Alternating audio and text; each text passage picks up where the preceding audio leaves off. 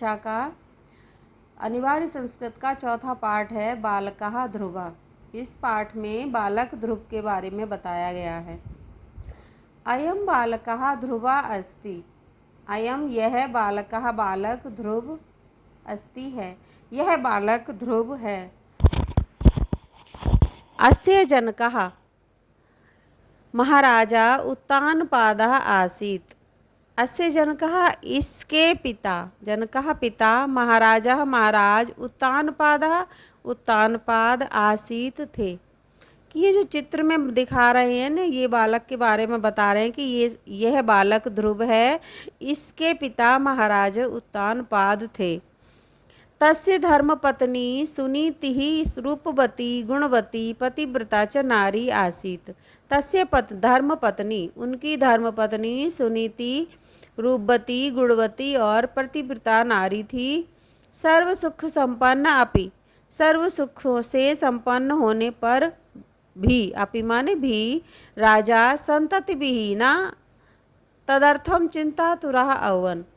कि सर्व सुख संपन्न होने पर भी राजा संतान विहीन थे और इस कारण से वे चिंतित रहते थे। मति सुनीति द्वितीयं विवाहं कर्तुं तम अकथयत।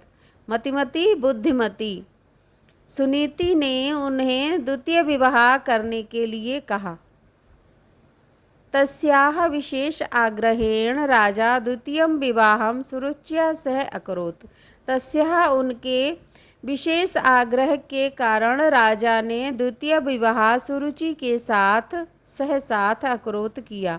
सुरुचि रूपवती परम कुटिल हृदया आसीत। सुरुचि जो थी रूपवती तो थी, परंतु उसका हृदय कुटिल था, वो कुटिल हृदया थी। विवाहात् परम तस्याः एकः पुत्रः अभवत्। विवाह के बाद उसका एक पुत्र हुआ। राजा तस्य उत्तमः इति नाम अकरोत्। राजा ने तस्य उसका उत्तम इस प्रकार नाम रखा, उसका नाम राजा ने उत्तम रखा। कालांतरे समय के बाद सुनीति अपि एकम पुत्रम आजनयत। सुनीति ने भी एक पुत्र को जन्म दिया। यस्य नाम ध्रुव आसीत, जिसका नाम ध्रुव था। एकदा नृपः उत्तमम अंके कृत्वा अलालयत। एक बार नृपः राजा उत्तम को अंके कृत्वा गोद में बिठाकर अलालयत माने प्यार कर रहे थे, खिला रहे थे। तदानीम उसी समय ही पंचवर्षीय बालका ध्रुवः तत्र आगच्छत। पंचवर्षीय बालक ध्रुव तत्र वहाँ आगच्छत आया। कि एक बार जब राजा उत्तम को गोद में लेकर खिला रहे थे, तभी 5 वर्षीय बालक ध्रुव वहाँ आया। सा अपि नृपस्य अंके उपवेशनाय अवांछत।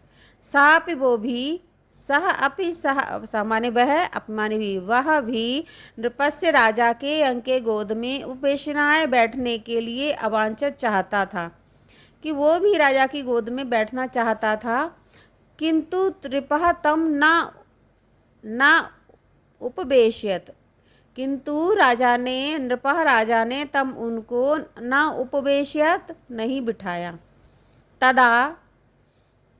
तत्र उपविष्टा विमाता सुरुचिः ध्रुवम अवदत्। तब तत्र उपविष्टा, वहाँ बैठी हुई विमाता मतलब सौतेली माता, सुरुचि ने ध्रुव से अवदत्त कहा। कि तभी वहाँ बैठी विमाता सुरुचि ने ध्रुव से कहा, तुम तपोबलेन यदा मम कुक्षी जन्म ग्रहीष्यसि तदा राजा अंके उपवेशन योग्या भविष्यसि इति। कि माता ने, सुरुचि जो उनकी माता थी, दूसरी माता, उन्होंने कहा कि तुम तपोबलेन तपस्या के बल से, यदा जब, मम कुक्षो मेरी कोख से, जन्मा ग्रहीष्यसि जन्म लोगे, तदा तब, राजा अंके राजा की गोद में, उपवेशन योग्य बैठने के योग्य भविष्यसि होगे। कि तुम तपस्या से जब मेरी कोख से जन्म लोगे, तभी तुम राजा की गोद में बैठने के योग्य बनोगे। तया अपमानिता ध्रुवः तत्सर्वं स्वमातरम् अकथयत्। तया उसके द्वारा अपमानित ध्रुव तत्सर्वम वो सब स्वमातरम अपनी माता से अकथयत बोला, अपृच्छच्चा और बोला और अपृच्छच्चा और पूछा कि उसके द्वारा अपमानित ध्रुव ने वो सब अपनी माता से कहा और पूछा, राज सिंहासनात् अपि उच्च स्थानम किम, कि राज सिंहासन से भी अपि भी उच्च स्थान क्या है, राज सिंहासन से भी ऊंचा स्थान क्या है। अहम तदेव प्राप्तुम प्रयतिष्ये, अहम मैं तदेव उसको ही प्राप्त करने का प्रयतिष्ये प्रयत्न करूँगा। चकिता माता अब्रवीत, चकित माता बोली, भगवान एव तत् स्थानम दातुम समर्था त्वं तमेव भज। कि चकित हुई माता, बच्चे की बात से चकित हुई माता बोली कि भगवान ही उस स्थान को देने में समर्थ हैं, तुम तमेव उनको ही भजा, स्मरण करो, उनका ही स्मरण करो। कि भगवान ही वो स्थान देने में समर्थ हैं, तुम उनको ही स्मरण करो। मातुः आज्ञा ध्रुवः वनम अगच्छत, माता की आज्ञा से ध्रुव वन को अगच्छत चले गए। तत्र मार्गे नारदः तम अमिलत, तत्र मार्गे वहाँ मार्ग में नारद उनको अमिलत मिले। ततः नारदस्य उपदेशेन, इसके बाद नारद के उपदेश से सह वै स्वलक्ष्य प्राप्त अपने लक्ष्य को प्राप्त करने में सफल हुए।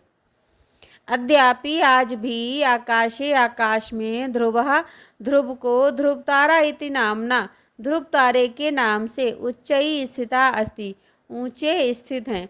कि आज भी आकाश में एक तारा जो है, ध्रुव तारा जिसे कहती हैं, वो ध्रुव के नाम पर ही उसका नाम रखा है और वो उच्च स्थान पर स्थित है। धन्यो अयम देशः, यह देश धन्य है। यत्र ईदृशः बालकः अभवत्, यत्र जहाँ ईदृशा इस प्रकार के बालकः बालक अभवत् हुए। कि वो देश, यह देश धन्य है यहाँ इस प्रकार के बालक हुए हैं।